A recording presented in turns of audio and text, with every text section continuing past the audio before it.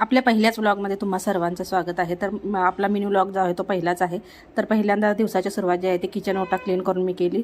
सोबतच जे रात्रीची भाजी आहे कोबीची ती देखील मी इथं गरम करून घेतली। आता नंतर इथं दूध आहे, दूध जे आहे आमच्याकडे इकडे पाकिटाचेच मिळतात अशा पद्धतीनं।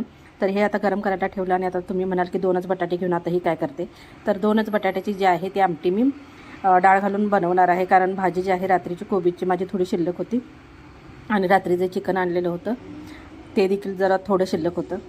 मग अशा पद्धतीनं डाळ टाकून मी सडसडीत अशी जी भाजी आहे ती बनवून घेतली, जेणेकरून भाताबरोबर आणि भाकरीबरोबर पण खाता येईल। तर आता इथं मिस्टरांसाठी 2 भाकऱ्या करून घेतल्या। तर इथं तुम्ही बघू शकता अशा पद्धतीनं भाकऱ्या ज्या आहेत ते मी बनवून घेतल्या आणि झाल्या 2 करणार होते पण 4 झाल्या।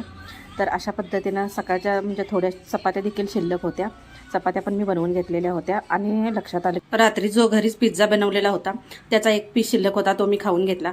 आता इथं आमटी देखील आपली तयार झालेली आहे। गॅस बंद केला, मी बाहेर आले पटकन आणि कालची जी कपडे होती ती अस्ताव्यस्त पडलेली होती त्याच्या घड्या घातल्या आणि परत बाहेर आले। बाहेर येऊन बघते तर काय मामांच्या दर्शनासाठी यायला माणसांची गर्दी सुरू होती।